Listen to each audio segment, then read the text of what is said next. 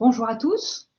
Bonjour. Bienvenue à notre webinaire témoignage de Sephora. Je vous propose d'attendre quelques minutes que tous les participants puissent nous rejoindre et nous démarrons cette matinée en présence de Alban Giraudot de Sephora.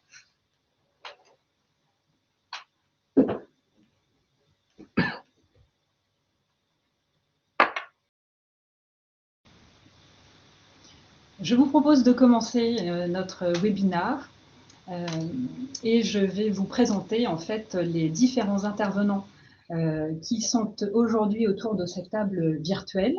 Nous avons donc Alban Giraudot, bonjour Alban. Bonjour. Qui est aujourd'hui manager en charge des sujets qualité et méthode donc chez Sephora. Je suis moi-même Marion Deferrand, directrice associée au sein du cabinet Novéane, en charge de tous les sujets de développement et marketing. Je suis accompagnée côté Novéane de Vincent Lépingle, qui est un autre directeur associé en charge de tous les sujets prospective, engagement et performance. Et puis nous avons également Cédric Mont, qui est l'un de nos consultants seniors spécialisés autour de la solution ServiceNow et qui intervient notamment au sein des équipes d'Alban, qui va donc aujourd'hui opérer ce témoignage. Alors, l'objectif ce matin, c'est de partager avec vous des retours d'expérience, et en l'occurrence celui de Sephora dans la mise en œuvre de la plateforme ServiceNow, pour effectivement porter à votre connaissance la façon dont une entreprise de la taille de Sephora s'efforce aujourd'hui d'automatiser un certain nombre de processus pour permettre aux collaborateurs chez Sephora de gagner en productivité, en efficience, et puis leur faciliter aussi la vie via ces automatisations. Et nous verrons également, alors en petite introduction et puis en conclusion, de quelle façon le cabinet Novéane apporte aujourd'hui des réponses complètes et innovantes en matière d'expertise, de solutions pilotage dans le cadre des transformations. Alors, l'agenda, effectivement, une rapide présentation de Novéane, et puis nous laisserons la part belle, évidemment, au témoignage d'Alban Giraudot au sein de Sephora, et qui illustrera son projet et sa plateforme Sésame, la genèse, la roadmap, et qui viendra donc pour illustrer de quelle façon un certain nombre de processus permettent aux utilisateurs métiers d'avoir des simplifications, gagner du temps via des automatisations end-to-end de nouveaux processus métiers. Alors, je passe la parole à Vincent Lépingle pour nous dire quelques mots sur Novéane. Oui, merci Marion. Donc Novéane, l'idée c'est de faire une présentation rapide de Novéane pour concentrer vraiment l'attention sur le témoignage d'Alban pour Sephora. Donc Novéane, en quelques chiffres, c'est une croissance de 15% du chiffre d'affaires, un peu plus de 100 consultants. Donc en termes de chiffre d'affaires, on est aux alentours de plus de 12,5 millions d'euros de chiffre d'affaires. 200 certifications, on est labellisé Happy at Work depuis 2016 et chaque année on renouvelle cette certification. On est très attaché à réinvestir régulièrement dans la R&D, l'innovation pour arriver à injecter dans nos pratiques et la valeur que l'on délivre aux clients le meilleur de l'innovation. Et on compte une base établie d'à peu près 200 clients avec un taux de satisfaction très élevé et des très bons retours clients, et on s'en félicite et on remercie d'ailleurs tous nos clients qui répondent au Net Promoter Score. Alors, pour vous présenter Novéane, donc on a fait une version très raccourcie de ces éléments-là. Ce qu'on constate, c'est que pour une transformation qui est réussie, il y a besoin de 5 ingrédients et d'un outil principal. Le premier ingrédient, c'est la vision. Donc, en fait, il faut en permanence arriver à créer du sens et de la finalité pour faire en sorte de fédérer les équipes, d'arriver à les emmener vers un futur qui soit palpitant, qui soit compris de tout le monde et qui arrive à justement à agréger les belles énergies pour arriver à faire évoluer une organisation, une entreprise, tout le monde dans le même sens.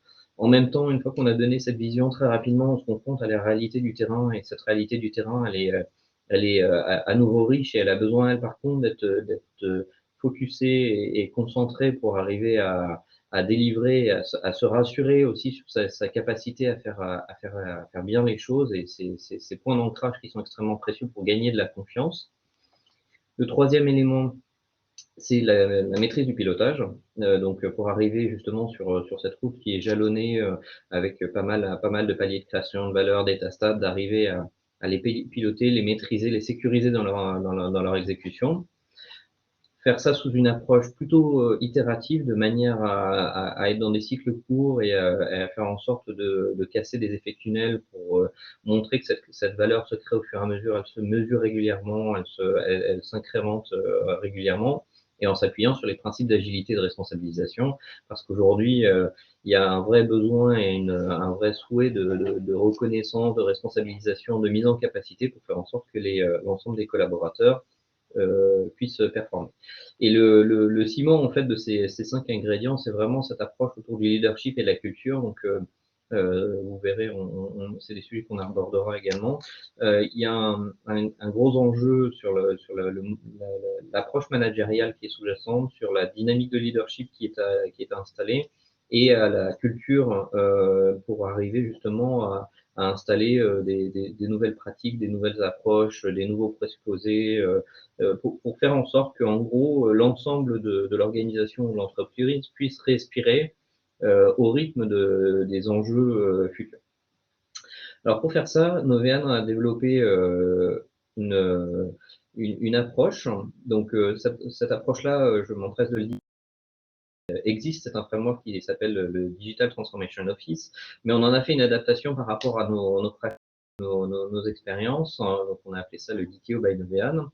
Le Digital Transformation Office, DTO, c'est en fait une combinaison de plusieurs éléments, une approche autour des hommes et des femmes, une approche autour des processus, de l'organisation, une approche autour de la mesure, de la prise et de la captation des signaux, et de méthodologie et d'outils qui, en fait, mis ensemble, permettent de constituer un dispositif, une sorte de bureau virtuel quelque part de pilotage, même si c'est un peu plus complexe que ça, mais c'est pour donner une image. Une approche vraiment centralisée du pilotage de l'ensemble des initiatives numériques dans une organisation, pour faire en sorte que justement dans ce beau chemin de transformation qui se dessine, l'ensemble des acteurs de cette transformation est vraiment la main sur le manche pour arriver à piloter et à sécuriser cette transformation. Dans le schéma qui est juste en dessous, on a essayé de modéliser en fait ce DTO avec, si on prend par le haut l'aspect prospective innovation, donc c'est tous les éléments, facteurs internes et externes qui viennent à un moment titiller l'organisation pour arriver à la bousculer, à la faire se métamorphoser et se transformer, parce que c'est devenu une nécessité de se transformer. Et notamment, on en a mentionné quelques-uns, donc il y a les changements technologiques, les changements sociétaux, les changements de régulation parfois quand on est dans des activités qui sont réglementées, ou des contextes environnementaux, ou des contextes plus globaux, sociaux, qui peuvent amener à faire bouger les choses. Tout ça, on peut le voir de deux manières, soit comme un inducteur qui met sous stress l'organisation, soit comme une opportunité, et c'est souvent comme ça qu'on le prend, une opportunité pour arriver justement à créer des nouvelles dynamiques pour l'avenir. Et on s'appuie en fait sur ce moteur-là pour rapidement faire une expression stratégique de ce qu'est la transformation, travailler en permanence et de manière itérative l'alignement stratégique pour faire en sorte que s'il y a une certaine répétition, on dit que c'est la répétition qui imprime la notion, et en même temps aussi il y a un besoin d'actualisation en permanence de la ligne stratégique par rapport à l'exécution, et donc c'est l'objet de cet alignement stratégique permanent. Sur la partie gauche, on s'appuie en continu sur 3 items. L'accompagnement au changement, alors ça c'est une vraie marque de fabrique de Novean, c'est de vraiment positionner l'accompagnement au changement au tout début de la transformation, en disant que c'est vraiment le point crucial, mesurer les forces en présence, être capable d'évaluer l'amplitude du changement qui va être réalisé, maîtriser les effets de réseau, les effets d'influence, marquer tes données en vie, bref, tous ces éléments-là qui permettent de créer une dynamique, c'est l'accompagnement au changement. Deuxième item, c'est l'intégration de l'Enterprise Agile Planning. Donc, c'est les outils qui permettent de piloter le fonctionnement général d'une entreprise. Donc, on met dedans, par exemple, tous les outils de pilotage de portefeuille de projets, de services, etc. Et le déploiement de méthodologies et de bonnes pratiques pour faire en sorte que ça s'intègre dans un contexte de méthodologie. Donc ça, c'est 3 éléments qu'on va garder en continu. Et sur la droite, on va opérer la transformation. Et vous voyez au milieu cette boucle qui tourne en permanence pour avoir le principe d'itération et d'agilité qu'on évoquait précédemment, où on va faire en permanence une expression de la roadmap, une actualisation si on est dans un deuxième cycle, le cadrage et l'identification des solutions, le pilotage de la transformation, le déploiement jusqu'à la stabilisation, et puis on fera des itérations comme ça. Et au fur et à mesure que ces itérations s'exécutent, on vérifie que ça est bien aligné stratégiquement. Et vous voyez en bas également le fait que ça s'appuie sur un socle d'exploitation et de mesure de la performance, c'est-à-dire qu'on est en veille permanente pour vérifier la valeur créée par l'ensemble de la transformation, pour être capable d'influer soit sur la ligne stratégique, soit sur la ligne d'exécution, pour faire en sorte que ça marche bien. Et c'est bien cet ensemble bien cohérent qui nous permet d'opérer pour le compte de nos clients le pilotage et la facilitation des transformations, ou alors si nos clients le souhaitent, c'est des dispositifs qu'on installe clé en main auprès de nos clients pour qu'ils puissent opérer eux-mêmes le DTO dans leur contexte. Voilà en quelques mots. Je vous propose de faire un point focal maintenant sur la practice ServiceNow qui est l'objet d'intérêt avec Cédric, si tu peux nous en parler un peu plus. Avec plaisir, merci, merci beaucoup Vincent. Donc on a fait cette présentation pour représenter vraiment la relation entre notre éditeur ServiceNow et nous, Novean, ce qu'on a mis en place. Donc tout d'abord, Novean a bâti une entité ServiceNow depuis plus de 6 ans. On a commencé à travailler sur l'outil depuis 2015. C'est par notre cœur de métier principal, le PPM, et notre expertise des solutions de pilotage que nous sommes venus nos premiers projets. Nous sommes intéressés très rapidement et naturellement à l'ensemble des services qu'elle peut ouvrir la plateforme. C'est pourquoi nous avons recruté et formé une équipe performante et dédiée à cette plateforme. ServiceNow construit ses relations de partenariat avec des intégrateurs, des cabinets de conseil comme nous. C'est grâce à notre expertise sur l'outil et à toutes nos certifications que nous avons acquis le statut de premier partenaire. Ce statut, c'est vrai que c'est un réel engagement de confiance. Novean se certifie et investit fortement dans une voie pour acquérir et promouvoir une expertise avérée. Effectivement, nous avons plus d'une dizaine de certifications et plus d'une centaine d'accréditations à notre actif. Ces éléments sont importants car ça montre vraiment notre engagement et notre connaissance sur les différents périmètres, que ce soit ITSM, ITBM, ITOM ou autre. Nous avons une équipe d'experts avec certains collaborateurs qui ont plus de 7 ans d'expérience sur cet outil et 25% de notre effectif est toujours engagé sur la solution. Donc, on a vraiment un bon pôle sur l'outil. Nous avons aussi une trentaine de clients à notre actif, comme vous pouvez le voir, dans un secteur d'activité similaire à Sephora. Donc, l'industrie de luxe, nous avons travaillé avec plusieurs clients. On pourrait citer par exemple Lacoste, Rimowa ou encore Shiseido. Merci Cédric. Merci. Ce que je vous propose maintenant, c'est de passer la parole à Alban, qui va donc rentrer dans la présentation en premier lieu de son groupe Sephora, de son projet de déploiement de la plateforme, qui présentera la roadmap et qui petit à petit nous conduira vers l'illustration de cas d'usage concrets. Donc, Alban, c'est bon. Bonjour à tous. Donc, je me présente, Alban Giraudot. Désolé. Alban Giraudot, donc, je suis Project Portfolio Manager chez Sephora avec une casquette de responsable qualité méthode. Et donc, à ce titre, je suis Product Owner donc, de notre plateforme ServiceNow. Alors, ServiceNow a un petit nom chez Sephora. On l'a renommé Sésame. Donc, je parlerai soit de ServiceNow, soit de Sésame. Donc.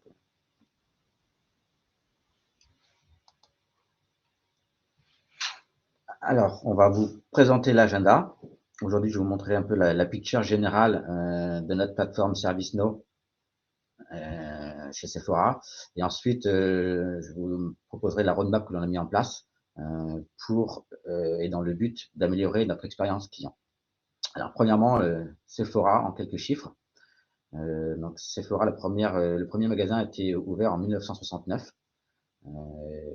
Sephora a rejoint le groupe donc LVMH en 1997. Donc, on a plus de 39 000 collaborateurs. On est présent, si vous voyez la carte, on essaie de séphoriser un peu le monde. On est présent dans 36 pays. On a plus de 2600 magasins aujourd'hui, avec 800 marques sur notre site e-commerce, qui représente à peu près 78 000 références produits. Alors, je vais vous présenter donc la solution Landscape. C'est la roadmap de l'ensemble des modules et des prestations qu'on a déployées sur ServiceNow. La gouvernance que l'on a mise en place pour répondre aux besoins de nos utilisateurs, mais également pour faire de tout ce qui est la maîtrise en conditions opérationnelles. Je veux faire un petit focus sur le portail utilisateur qu'on a mis en place, avec certains workflows, notamment le workflow de l'onboarding de nos collaborateurs, avec la mise en place également d'un service catalogue, d'une knowledge base, d'une status page, et puis tout ça pour tendre de plus en plus vers le self-care et donner la main à l'utilisateur. Alors, notre solution aujourd'hui, ITSM, puisqu'on a pris l'outil ServiceNow comme principal but, c'est de gérer l'ensemble de nos incidents et nos demandes utilisateurs. Donc, on voit qu'on a plusieurs modules ITSM qui ont été implémentés chez Sephora. Donc, le module incident, les requests, les problèmes. On a également mis en place le module des changements en 2014, il me semble. Et puis, on voit qu'à côté de ça, on a implémenté un certain nombre de workflows spécifiques à Sephora pour aider nos utilisateurs. Typiquement, on a un workflow à notre propre marque Sephora Collection. Comme je vous en ai parlé tout à l'heure, on a mis également en place un process d'onboarding et de offboarding de l'ensemble de nos collaborateurs. Et puis, on a des workflows spécifiques. On a également mis en place donc, tout ce qui est l'ITOps Management avec un module d'orchestration qui permet d'automatiser un certain nombre de tâches manuelles. On a mis également du monitoring pour être proactif. On a notre service portal où en fait on a mis en place un portail utilisateur. Donc quand je parle d'utilisateur, il faut savoir qu'on a deux populations chez Sephora. On a notre population magasin et notre population au siège. Et ce portail est dédié simplement pour les utilisateurs du siège, puisque les magasins aujourd'hui n'ont pas accès direct à ServiceNow. On fait appel à une plateforme de support niveau 1 qui, eux, gèrent directement les tickets sur notre plateforme. On a également notre application web pour tous les devices. On a notre Performance Analytics et nos reports qui nous permettent d'avoir une visibilité sur l'ensemble des KPI en interne pour la résolution de nos incidents et le suivi de nos SLA avec nos partenaires.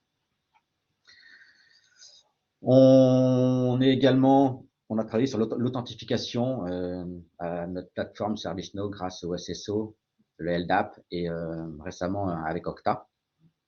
Et puis on voit que tout à droite, on a notre plateforme ServiceNow de production est interfacée avec certains de nos fournisseurs grâce à des interfaces de web service, mais également avec des solutions internes chez Sephora, comme le Mobile Iron et le Landesk, qui nous permettent de récupérer l'ensemble de CI de nos différentes solutions.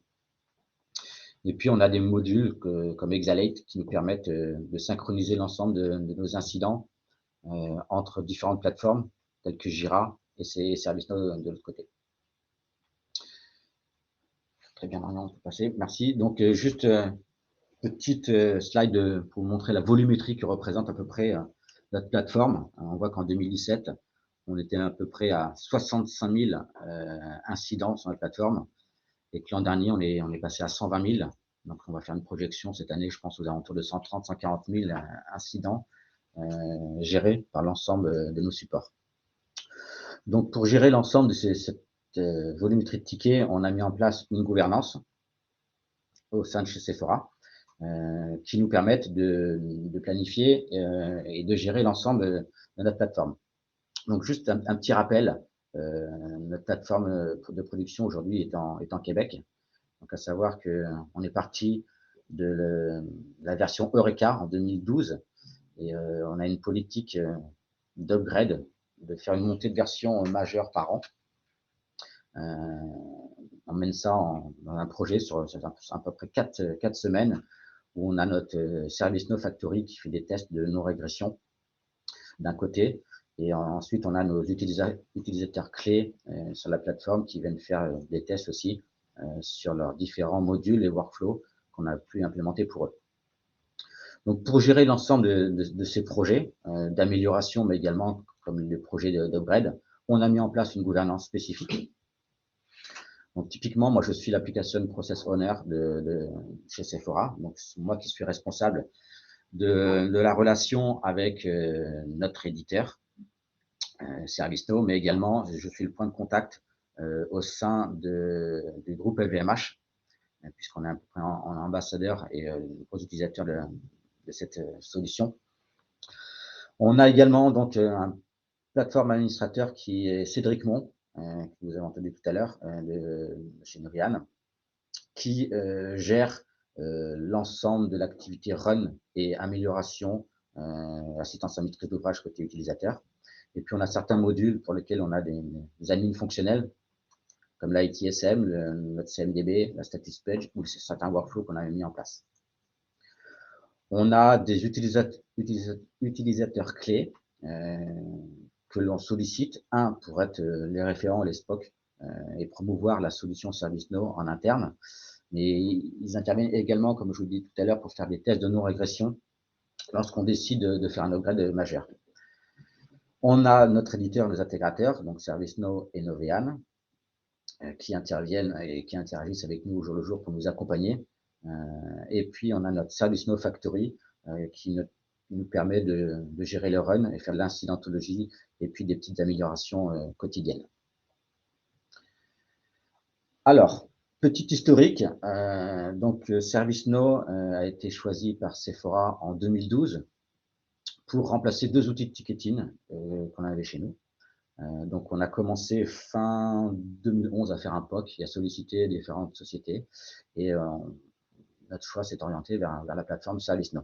Donc, on a mené ce projet à peu près sur 11 mois avec un intégrateur. Et puis, on a fait un go live courant du mois de juin 2012. Donc, on a utilisé cette solution pendant quelques mois, quelques années. Et puis, on s'est rendu compte qu'on avait une certaine réticence de nos utilisateurs.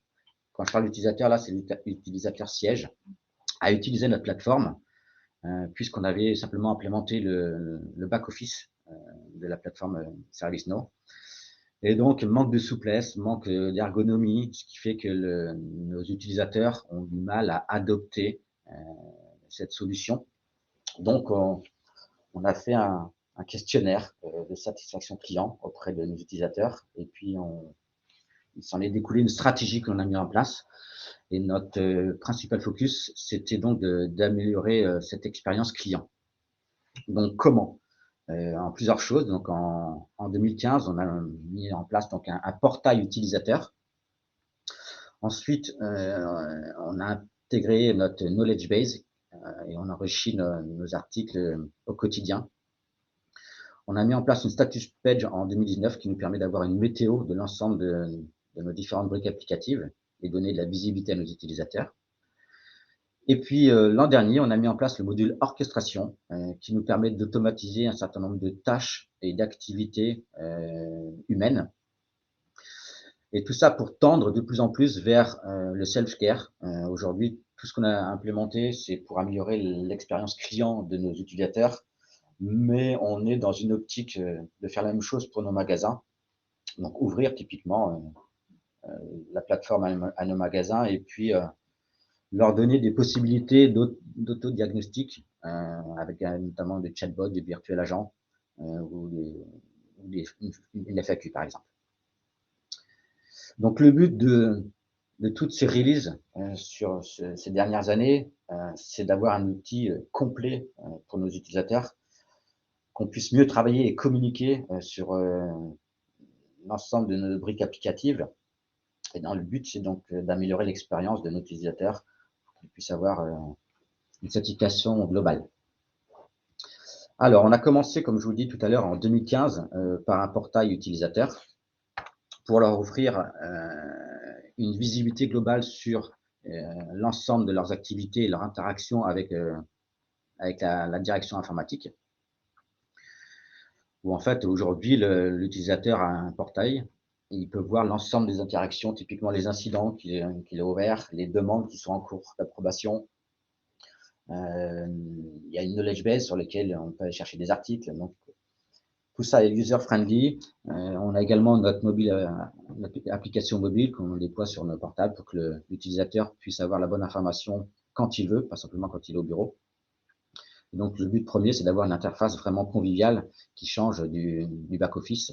Donc, à savoir qu'aujourd'hui, la solution back-office est utilisée par l'ensemble de notre population informatique qui viennent faire de l'incidentologie, mais nos end-users ont accès principalement à ce portail.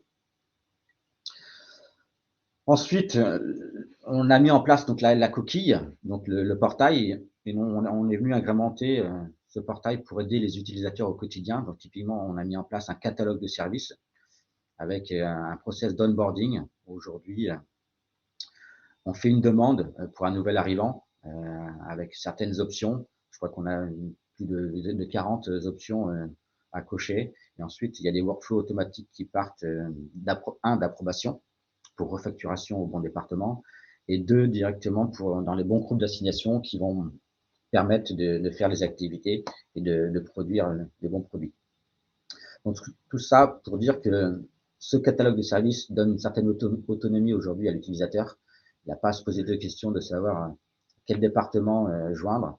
Il fait une demande et ensuite tout est automatisé en interne. Les bonnes tâches d'assignation sont assignées au bon groupe. Donc, ce qui fait que le workflow pour l'utilisateur est vraiment transparent. On a également mis en place donc une knowledge base pour aider l'utilisateur à trouver des informations sur des sujets vraiment particuliers. Aujourd'hui, je crois qu'on est à plus de 1600 articles. Donc, c'est une base de connaissances qui est enrichie au jour le jour par le service informatique en fonction des nouveaux sujets qui arrivent au compte-gouttes. Donc, ce qui fait que cette knowledge base nous permet d'avoir un engagement plus complet de nos utilisateurs qui vont se sentir concernés et aller trouver l'information plutôt que d'être receveurs. Et surtout, ça nous permet de maîtriser notre connaissance. Comme toute société, on a un turnover. Et donc, pour éviter de perdre ces connaissances et cet historique sur notre plateforme, on tient à maintenir cette knowledge base en place. Depuis peu, on a également mis en place notre status page. Donc, typiquement, une status page, c'est une météo de l'ensemble de nos briques applicatives, donc réseau, applicatif et nos services informatiques. Avant notre status page, il fallait qu'on pousse l'information à l'utilisateur pour lui dire, voilà, soit on a une maintenance, soit on va avoir une coupure de service. Aujourd'hui, on donne l'autonomie à l'utilisateur et c'est à lui d'aller chercher l'information s'il s'abonne à la status page. Et donc, en fait, en un clic, il va voir une météo globale de l'ensemble de ses briques applicatives et surtout des maintenances qui vont arriver. Ce qui est très important, on va pouvoir planifier tel ou tel agenda ou activité en fonction d'une coupure sur une application particulière, par exemple. Voilà pour ce qui est de la status page. Et notre plus gros module d'automatisation, donc c'est l'orchestration. Donc l'orchestration nous permet d'avoir une certaine agilité. On sait très bien qu'aujourd'hui, les activités qui n'ont peu de valeur ajoutée et qui sont manuelles sont sources d'erreurs. Je vous laisserai, Cédric va nous montrer un cas d'usage particulier qu'on a mis en place chez Sephora. Mais tout ça pour dire que l'orchestration nous permet d'automatiser un certain nombre de tâches manuelles, donc ce qui nous permet de nous améliorer, en productivité, puisque on va voir qu'on a eu un gain de temps entre la résolution de l'ensemble de nos demandes d'utilisateurs, mais également on a beaucoup de moins de demandes qui arrivent à notre support informatique, puisque toutes ces tâches qui étaient manuelles avant sont maintenant automatisées, soit sur notre plateforme ServiceNow, soit sur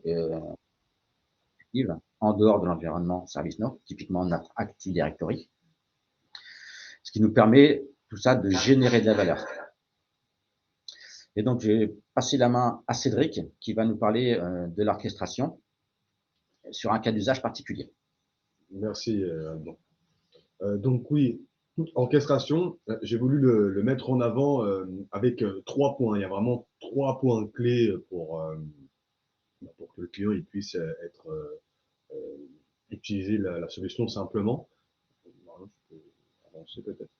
Donc, du coup, les 3 points clés, c'est les suivants. Un formulaire, une approbation, pardon, et une action automatisée. Effectivement, on a mis en place un formulaire simple à utiliser avec des champs qui ont été identifiés par toutes les parties prenantes du projet.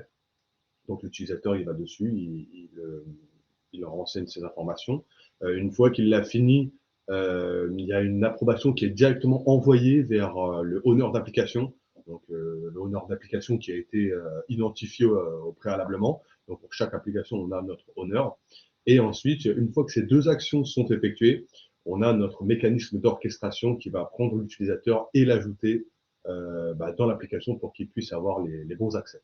C'est vraiment simple d'utilisation et ça ne demande quasiment aucune action manuelle, mis à part de donner une approbation. Donc, on a modélisé le workflow qu'il y avait avant orchestration.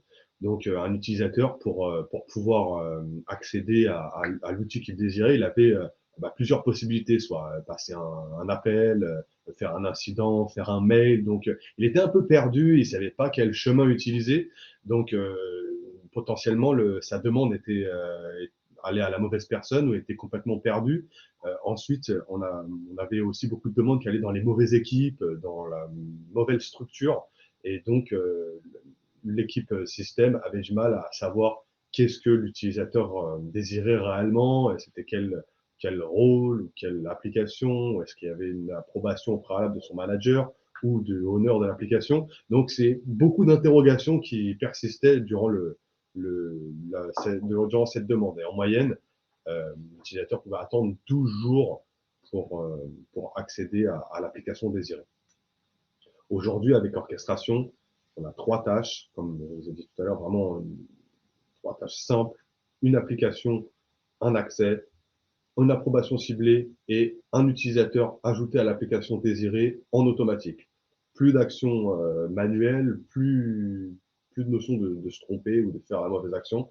Et donc, l'utilisateur, il peut accéder à cet outil en 0,5 jours. Donc, il y a 2 leviers de productivité qu'on peut facilement identifier.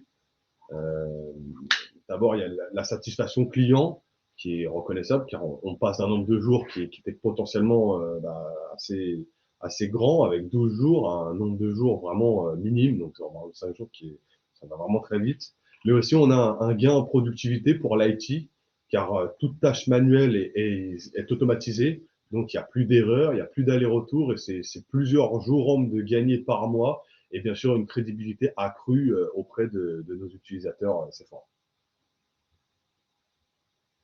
Donc le bilan, donc comme je vous dis, on est parti du constat en 2014, on avait un manque d'adoption de notre solution de nos utilisateurs à la plateforme, qui préféraient passer par des mails, par l'appel téléphonique directement à notre helpdesk. Donc on est parti de ce constat, et donc on se donnait un objectif, donc comme je vous l'ai dit tout à l'heure, c'est d'améliorer notre expérience client. Donc pouvoir satisfaire notre client rapidement, et 2, gagner en productivité, car toutes les tâches manuelles qui étaient effectuées par notre service informatique sont maintenant automatisées, donc ce qui leur permet de gagner du temps et de traiter des activités autres. Voilà pour ce qui est tout ce qui est automatisable aujourd'hui chez Sephora. On travaille encore, hein. Je pense que notre module orchestration est développé à peu près déployé qu'à 20 à 30% sur l'ensemble de nos applicatifs. On travaille au jour le jour avec Novean pour implémenter un maximum d'applications. Mais donc le but de tout cela, c'est de donner l'automatisation à nos utilisateurs, qui se sentent plus concernés par notre plateforme, et surtout éviter toutes les erreurs manuelles qu'on pouvait avoir auparavant. Très bien, merci beaucoup Alban, merci Cédric. En guise de conclusion, je propose de repasser la parole à Vincent. Voilà, une petite animation qui est apparu. Alors j'en profite, sachez que sur Webikio, il y a un chat si vous voulez poser des questions, si vous avez des interrogations, si vous souhaitez des approfondissements, surtout n'hésitez pas à interagir avec le chat, comme ça on se fera un plaisir d'y répondre tous ensemble. Alors, de ce qu'on a vu, c'est très, très riche et c'est particulièrement intéressant de voir la valeur qui peut se créer à partir de tout ou partie de ServiceNow, à partir du moment où il est bien implémenté et bien pensé dans son implémentation et sa contextualisation, bien évidemment. Donc, on a, au fur et à mesure des retours d'expérience de déploiement, identifié en fait quelques endroits sur lesquels on sait que c'est des facteurs clés de succès. Le premier, c'est que donc dans le contexte du DTO de Novéan qu'on a vu précédemment, le premier élément, c'est sur l'alignement stratégique. C'est-à-dire que le point qui est focal à ce moment-là, c'est vraiment d'arriver à bien intégrer la dimension innovation et changement technologique. Là, pour le coup, il y a un vrai apport et une approche consolidée entre l'organisation et la technologie, où en fait il faut qu'il y ait vraiment un mouvement itératif entre les deux et un alignement permanent. Et pour faire ça, comme ça a été le fait, présenté par Cédric et Alban sur la modélisation en amont de la situation et de ce qu'on peut arriver à obtenir. Ça peut se faire à cette maille-là ou à la maille globale d'une implémentation. Ce qui est très important, c'est d'arriver à modéliser ce business case. Pourquoi? Parce qu'il a deux intérêts. C'est qu'il permet de factualiser les choses, il permet de les poser et en fait, il donne l'intention stratégique, les objectifs qui sont à atteindre et également le chemin qui est à parcourir pour y arriver. Là, la présentation est volontairement présentée dans un format court pour le besoin d'aujourd'hui, mais c'est le résultat d'un travail qui est quand même assez significatif et qui a cet intérêt de délivrer beaucoup de valeur, parce que passer de 12 jours à une demi-journée, c'est quand même un gain de productivité extrêmement colossal. Et ça, typiquement, quand on est dans des implémentations avec ServiceNow, il y a un intérêt à se ramener à cette base-là pour actualiser régulièrement en fait ce business case, pour bien prendre en compte justement la trajectoire et faire en sorte d'acculturer l'ensemble des parties prenantes à ça.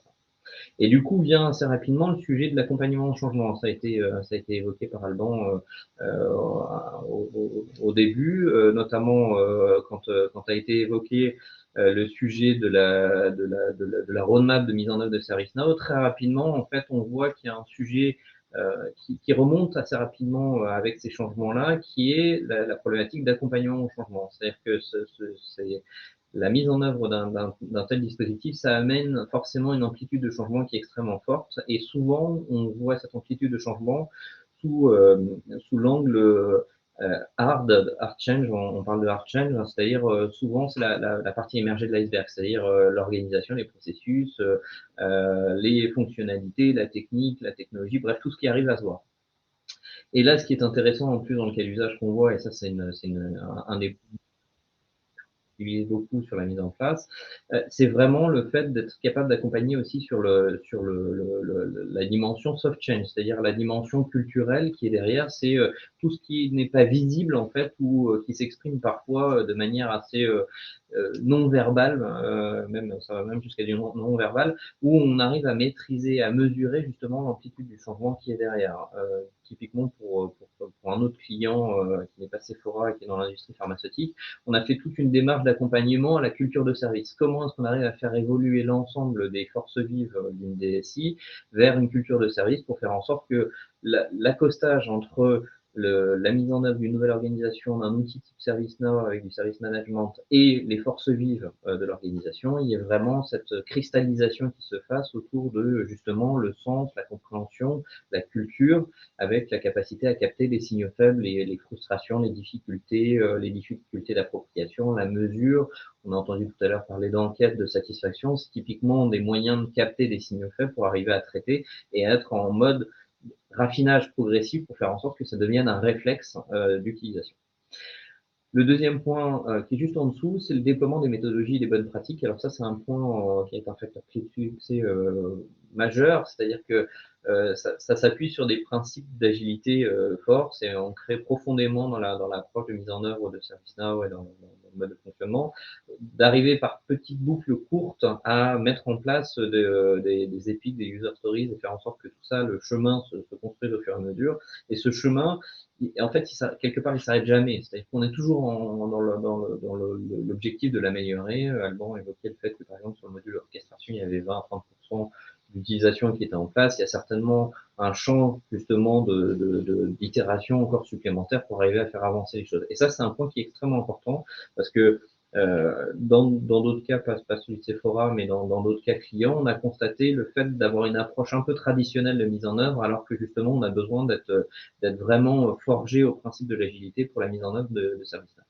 Et le quatrième et dernier point, c'est au moment où on met en œuvre ServiceNow, il y a besoin de mettre en place ce qu'on appelle une phase d'hypercare, c'est-à-dire que on bouscule, et ça rejoint un peu cette approche d'accompagnement au changement. On sait que c'est des moments qui sont assez critiques, c'est-à-dire que le service commence à s'ouvrir.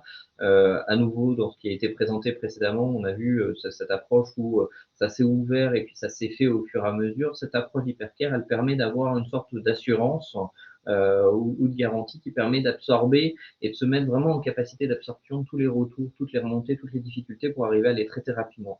Et si cette phase est mal dimensionnée, ça devient un weak point, en fait, quelque part, un point de faiblesse extrêmement fort dans la mise en œuvre, et puis il peut faire un peu bagoter défavorablement ce type de projet. Et donc, cette phase post-déploiement et cette phase de stabilisation, elle a besoin d'être outillée, elle a besoin d'être renforcée pour sécuriser la mise en œuvre et basculer après dans une exploitation et une mesure régulière de la performance. Donc voilà, on voulait vous partager ces 4 points qui nous paraissent vraiment importants dans la mise en œuvre de ServiceNow, que ce soit à la maille globale de ServiceNow ou dans le contexte de modules spécifiques, parce que c'est un retour d'expérience sur plusieurs années, comme l'a évoqué Cédric dans la présentation de la practice. Voilà pour aujourd'hui. Marion, je te passe la main. Merci beaucoup du temps accordé. Très bien, mais écoutez, on va peut-être s'enquérir du fait qu'il y ait des questions. Est-ce que au niveau de notre équipe là, de régisseurs, est-ce qu'il y a des questions à remonter, sachant que oui, j'en ai vu une.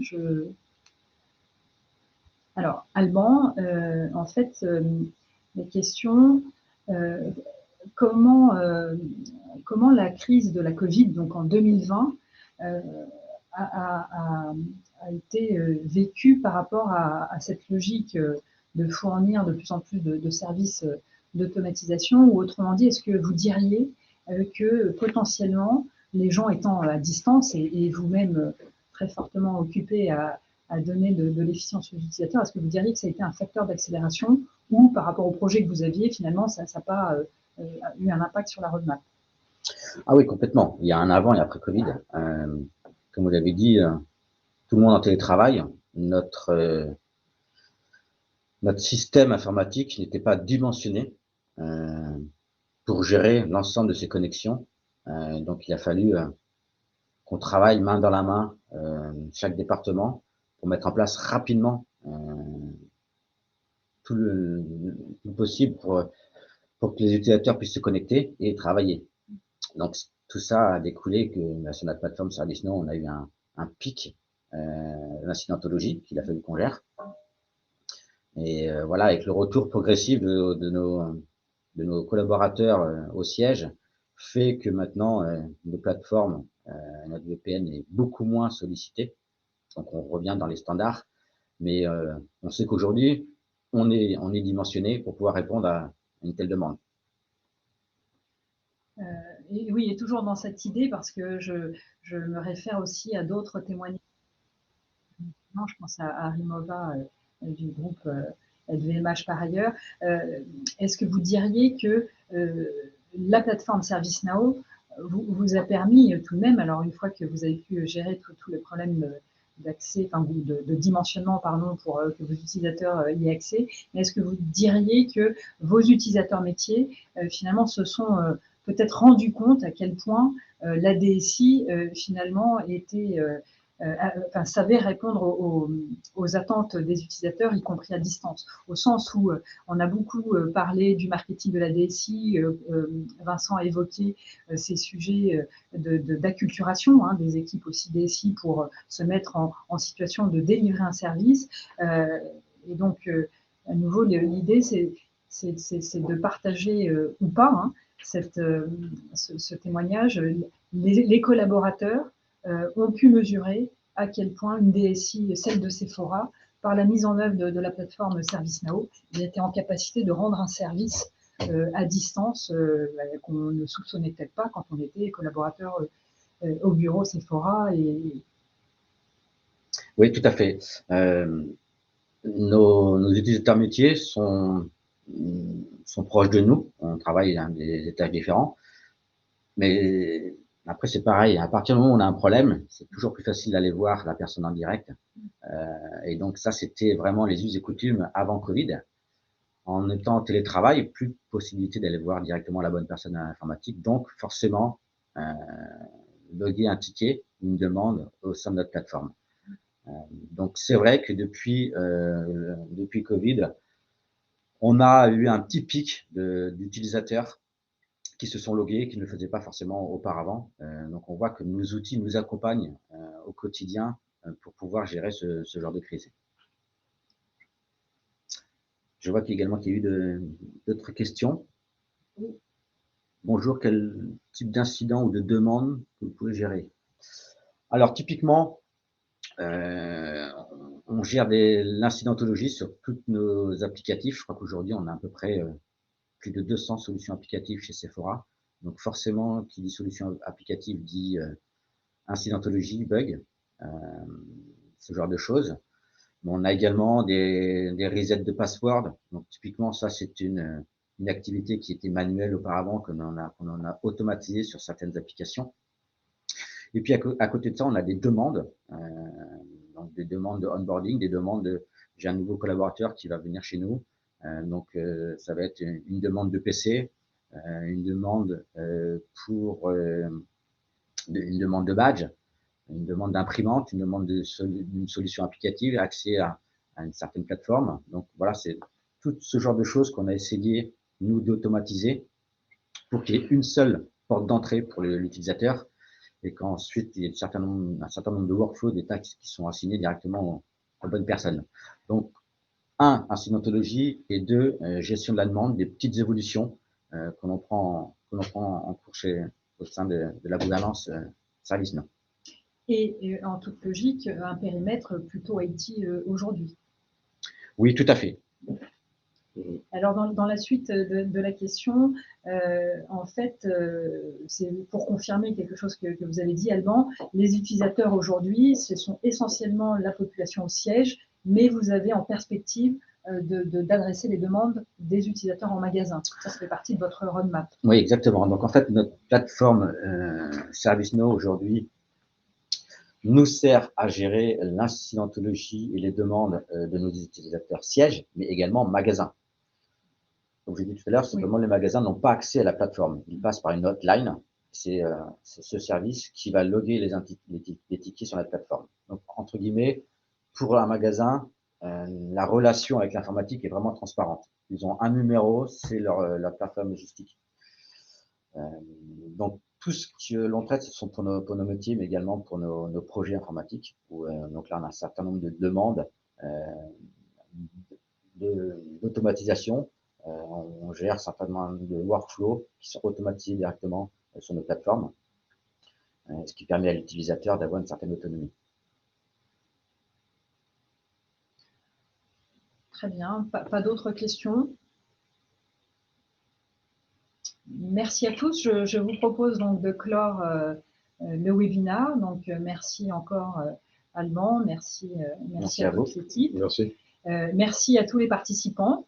Ce webinaire est enregistré et sera publié sur notamment la plateforme Webikeo, sera mis aussi à disposition d'ici quelques jours sur notre site web, de sorte que vous puissiez le télécharger, le diffuser.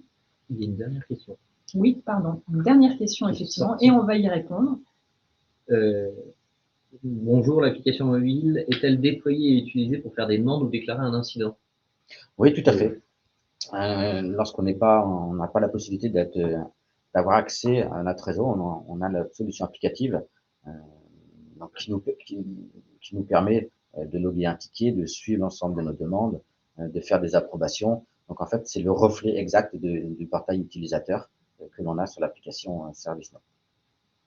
Et vous diriez, s'agissant de l'application de l'apps mobile ServiceNow que vous avez donc configuré pour répondre aux attentes de vos utilisateurs Sephora, qu'elle prend progressivement le pas sur la partie portail ou est-ce que vous avez du recul par rapport à ça?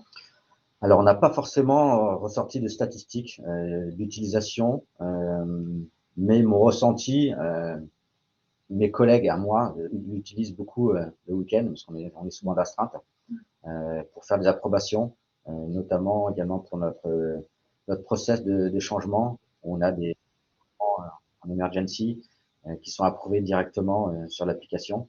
Je dirais qu'il y a 10% de la volumétrie des tickets qui peuvent être traités directement sur l'application.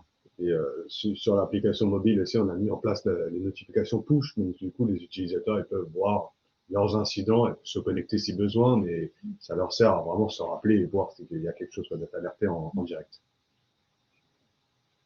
Très bien. Je vous propose donc de clore le webinaire. Merci à nouveau à tous et à bientôt sur notre chaîne Webikeo. Merci à vous. Merci à tous.